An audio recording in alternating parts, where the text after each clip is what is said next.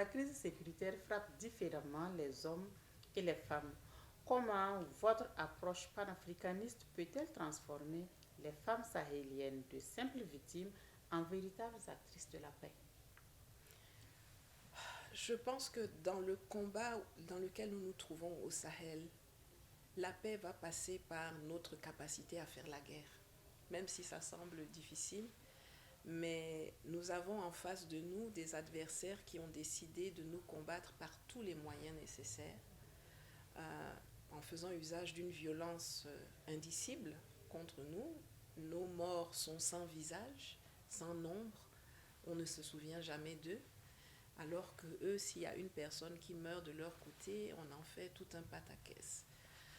Je pense qu'il est utopique de croire qu'on peut arriver à faire cesser cette situation sur la durée sans être dans une compréhension des enjeux.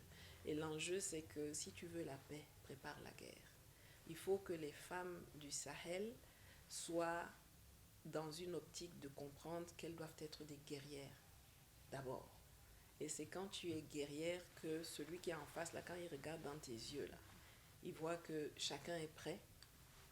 Alors, il se dit peut-être qu'on va discuter au lieu de se combattre. Je ne pense pas qu'on pourra avoir la paix au Sahel sans être prêt à la guerre. Donc, je pense que nous, les femmes, nous devons nous préparer à ça, que ce soit physiquement, que ce soit mentalement, que ce soit économiquement. Il faut être toujours dans une optique que nous sommes dans une économie de guerre, dans un temps de guerre, et ceux d'en face ne vont pas reculer, parce que leur survie, on va dire leur confort, dépend du fait que nous soyons vaincus.